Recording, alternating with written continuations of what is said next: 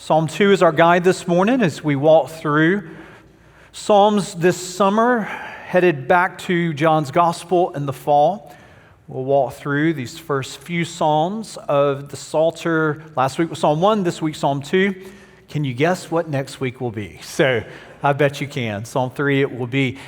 These weeks are weeks where I'm in airports and on planes more than I am any other time of the year. And so I always have instances and encounters that are always encouraging to me while I'm there. And a few weeks ago, I was sitting next to someone, and there was a seat in between us, the middle seat in between us, and seemed to be mid-30s or so. And he was reading. No big surprise to that, but the surprise was that he wasn't reading on his iPhone, he wasn't reading on a Kindle or an iPad, but this mid-30s had a full printed newspaper. You heard of those before? Have you seen those in living in 2026? They're rare to be able to see. I immediately was interested in this guy. I've immediately thought, this can be my friend right here. Because I don't know if anybody else feels this, but I still hearken back to the days of the printed newspaper. I love the smells of it. I still will stop by and pick up a newspaper, especially on Sunday, because there's something about, do you remember those big, bulky Sunday editions and all of the, do you even remember the coupons that were in there? Some of you remember those days, and I still long for that in some respects. So he was flipping through it, just taking up all the space right there. It spilled over into the middle seat, flipping through the headlines, flipping through the pages, puts it down as we're taxiing to take off, and I just turned to him. I'm not going to have a long conversation with him, but I just turned to him and said, "How's the world this morning?" And he looked at me and he said, "Unsettled as always." Unsettled as always. You feel that? Do you feel that this is a little accurate description of the world? Negotiations with Iran, how are they going? Unsettled. The implications of AI for your job sector, for the market of your children or your grandchildren to come, how does that look? It's a bit unsettled. Prospects of long-term peace there in Ukraine, how's that going? It's a bit unsettled. The market's a bit unsettled, economy a bit unsettled, politics a bit unsettled. You live long enough, look, ignorance is bliss, is it not? But you live long enough, you flip through the headlines of the world, you can feel unsettled, right? You can feel as if the natural question is, like, who's actually in charge of all of this? And the unsettled news around us can bring an unsettling feeling within all of us. What, my friends, this morning, what settles an unsettled soul? What gives you hope and me hope when the headlines can be a bit unsettling? I'm glad you asked.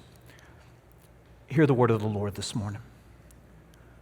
Psalm 2 reads to the unsettled souls throughout the ages, "Why do the nations rage and the peoples plot in vain?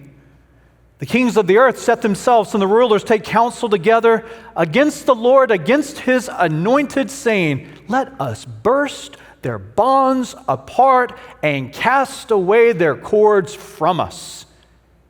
He who sits in the heavens laughs. The Lord holds them in derision. Then he will speak to them in his wrath and terrify them in his holy fury, saying, 'As for me, I have set my king on Zion, my holy hill.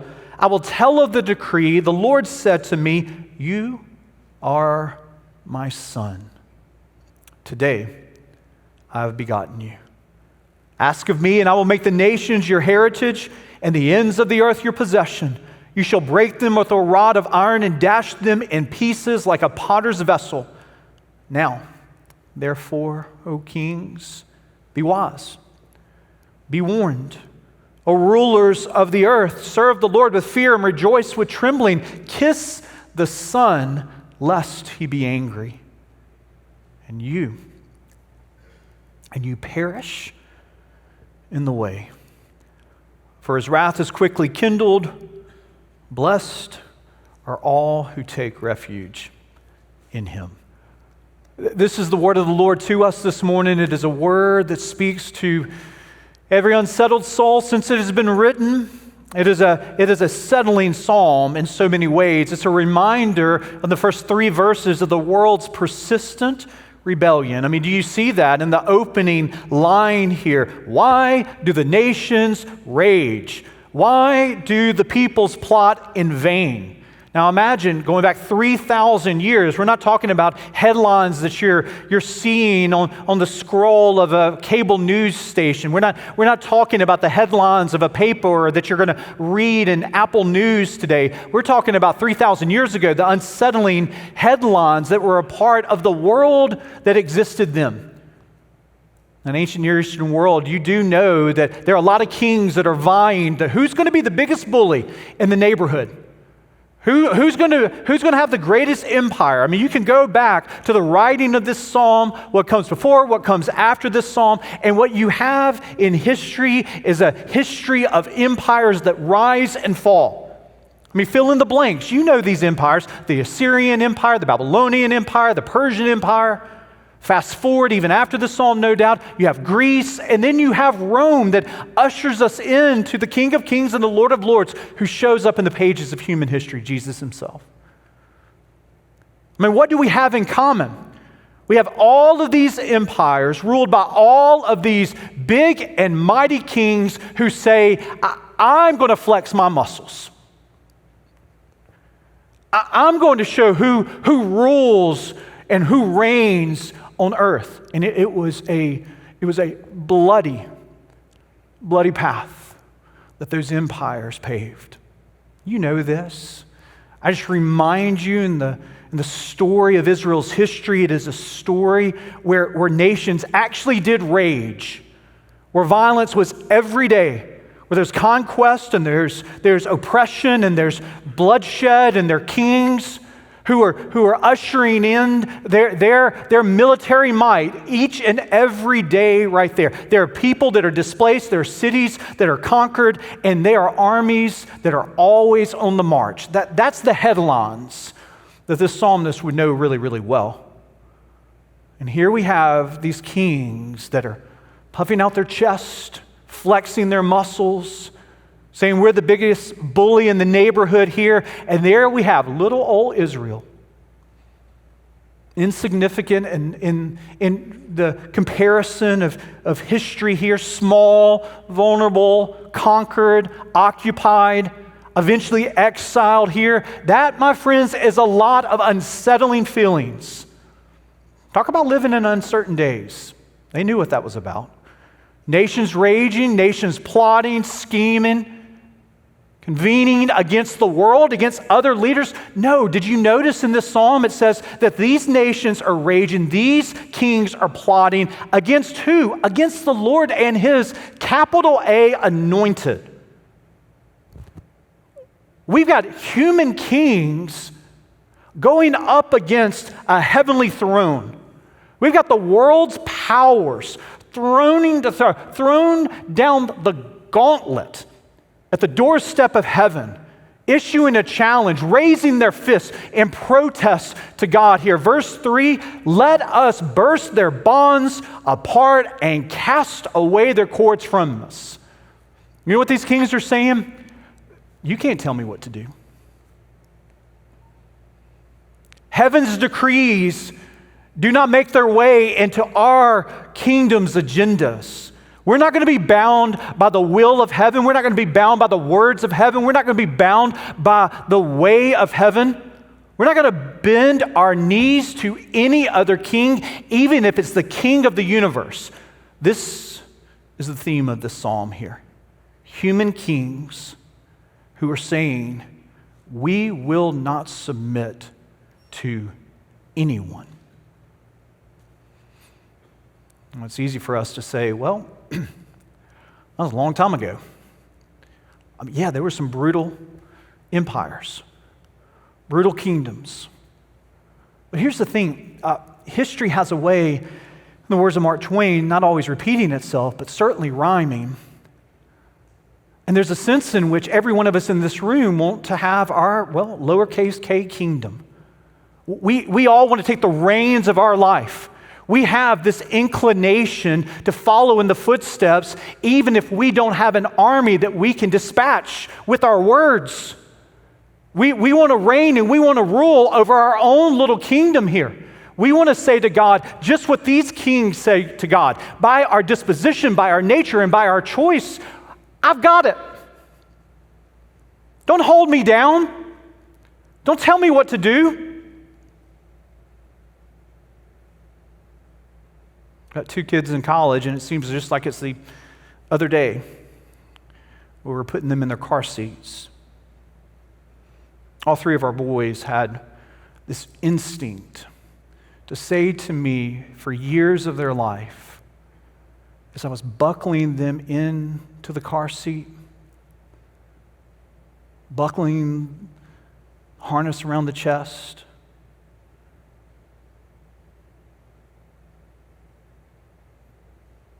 without fail, they would say to me something like this: "Let me do it. Daddy, let me do it. Let me do it." But more than that, as they would get older and they would still have to ride in the car seat, they would say, "Let me do it my way." You ever heard that, moms, dads, grandparents? Let me do it my way. You don't have to be a toddler to have that attitude. All of us that are in this room, we have something instinctive in us that cries out against God, saying, "Let me do it my way." There is this instinct, because we're all sinners. We are prone to wander. And what God has for us, we want to flex our muscles and say to Him, "Let me do it, God, and let me do it my way." You been there? Maybe you are there. Maybe this week has been you flexing. Don't hold me down. I'm not bound by your word, your way, your will. You know what we're doing? We're walking in the footsteps of these kings. You see, the king's persistent revolt is my persistent revolt. It's your persistent revolt. Now, what does God think about this? It's a good question.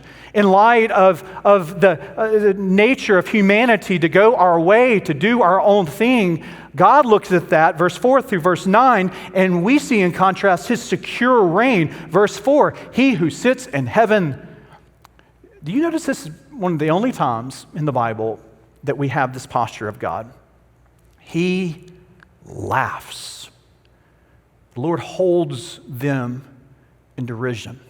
Now, we want to soften this. I mean, don't you feel this? We hear the laughter of God, and we want this to be a grandfatherly chuckle.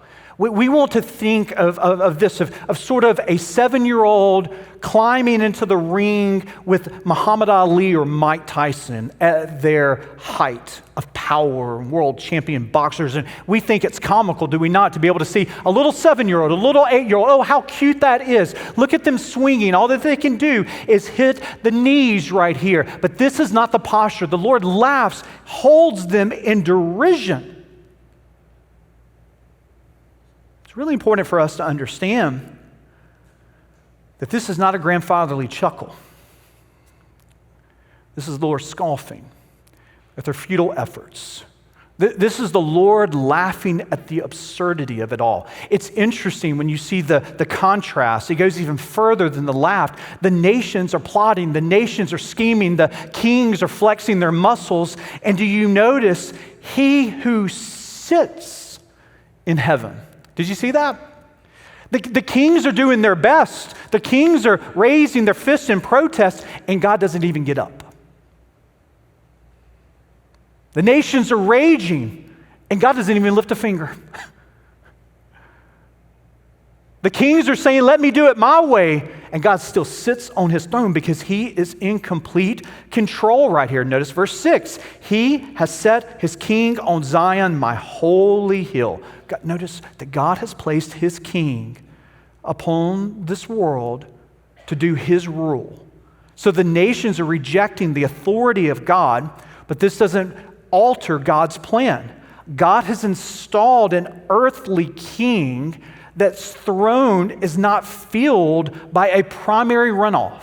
It's important to remember that the throne that God has established is not dependent upon the latest public polling. It's very important to remember this. Now the question is, who is this king? Scholars go back and forth. Is this a coronation psalm that was to be read at the crowning of King David, the very achievement of Israel's history? This is when Israel was the biggest. This is when Israel was at its best. This is when its nation had the biggest influence. And so some scholars read back to this and say, maybe this was written for occasions such as this. But notice what's being said here. I have begotten you. You are my son. I will make the nations your heritage and the ends of your earth your possession.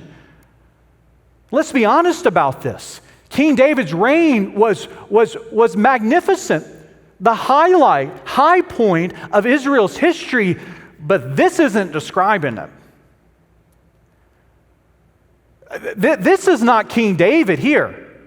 This is not King Solomon right here. David's reign in the height of Israel's power could never say that the nations are the heritage, the ends of the earth, his possession here, that he's going to break all the nations and dash them. That is not, my friends, what happens with Israel.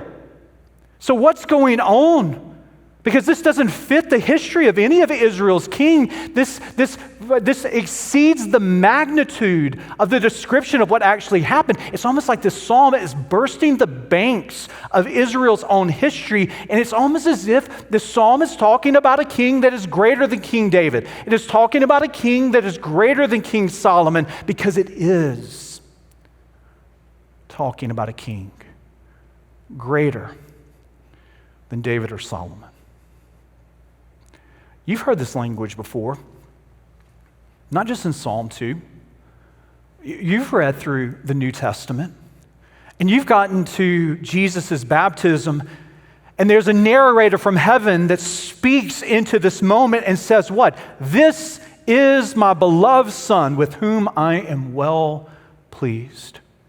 You fast forward to the transfiguration of Jesus in Matthew chapter 17, and you hear once again this divine narrator speaking over these human events. This is my beloved Son with whom I am well pleased. Listen to him.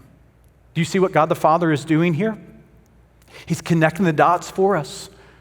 The psalmist doesn't understand the full weight of what he's writing here, but guess what? It's not just written by a human author. There's a divine author.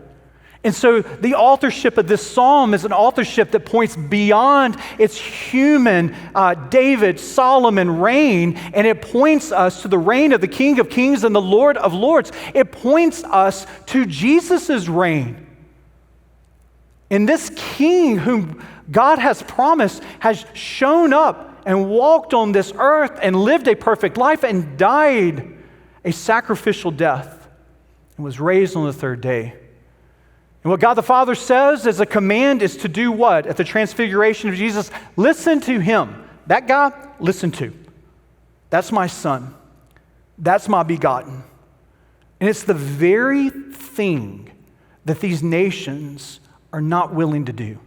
It's the very instinct that these kings don't have. These kings want to reject the authority of heaven. These kings want to cast off the rule and the reign of heaven. These kings want to refuse the authority of his word, yet the Father is pleading with them. Listen to him. And this is a reminder to us that the fundamental question for all of us that gather here this morning that faces every person that lives on this earth isn't solely, what do I think about Jesus? That's an important question. Is he the Son of God? Did he die upon the cross? Was he actually raised on the third day? Those are great questions. But the question is not just an intellectual question that we must always answer. It is a volitional question. Will I submit to the reign of King Jesus in my life? Will he have the first word and the last word in my life? Does his word supersede my emotions? Does his word supersede my thoughts? Does his word supersede my desires? Does his word guide, pave, direct the steps of my path? I mean, you can know who Jesus is all you want. You can make 100 on the theology test. You can have all the right information about him, but be running away from him, raising your fist like that toddler, saying, let me do it my way. And here the psalm stares us in the face as a good reminder to not just great kings, but to all of us that are here, that history is not spiraling out of control. You see, it can feel a little unsettled. It feels like you're on a roller coaster that you didn't sign up to ride, and you don't know exactly who created it or where it's going. And here we're reminded the nations have and they will rage. Markets may fluctuate. Governments may rise and fall, but Jesus Christ remains seated at the Father's right hand. That, my friends, is good news in an unsettling world. This world might be unsettled, but heaven is not. Never has. Never will be. So here we are this morning, faced with the world's revolt, your revolt, my revolt, in light of God's reign, which, my friends, leads to your response and my response, verse 10 through verse 12. Now, therefore, O kings, be wise, be warned. O rulers of the earth, serve the Lord with fear and rejoice with trembling. Verse 12, circle it, underline it, star it, put an exclamation point. It's beautiful. Kiss the Son, lest he be angry and you perish in the way. For his wrath is quickly kindled. Blessed are all who take refuge in him, the Son. Kiss the Son is this beautiful image of intimacy, trust, closeness, proximity. You can blow a kiss from far away, but to kiss a cheek, you must be in proximity. There's a level of trust. And here's this invitation to trust the Son. Seek him or else. And there is an or else to this passage. It's one of the reasons we're just walking through the Psalms one after the other, because there is, you know me well. I've had the great privilege to be your pastor in a few months. It's 9 years. You know me well enough to know my disposition, my default is always going to be, hey, it's the middle of the summer. It's hot outside. Let's be cheery inside here. Let's laugh. Let's see the joy of the Lord. But I'm tethered. I'm tethered to a script that's just not that simple. We want the grace, we want the mercy, I do too, the love, but here, this is the truth of God's word. There's judgment, there's wrath. We just, in saying the Apostles' Creed, joined with Christians across centuries and continents and denominations to say what? He will come again to judge the living and the dead. And God's holy judgment, God's holy wrath, is a part of the revelation of God. That these kings, this is actually really, really good news, especially in light of all of these people that have been living throughout all of the centuries that had their homes raided. I mean, imagine all of these empires that have come and gone, all of the brutality, all of the heartache, that had no human retribution. No human answer came to that. There was injustice after injustice after injustice after injustice, kings that had no accountability, leaders that answered to no one, and that was then, and it can be even today. And God, He does not turn a blind eye to that. He doesn't say, oh, boys will be boys. To any person that has suffered tremendous injustice, the wrath And the judgment of God is good news. Because no evil, no injustice will not be answered for eternity to come. Now, here's the thing. We're in that boat. No, you might not be a king,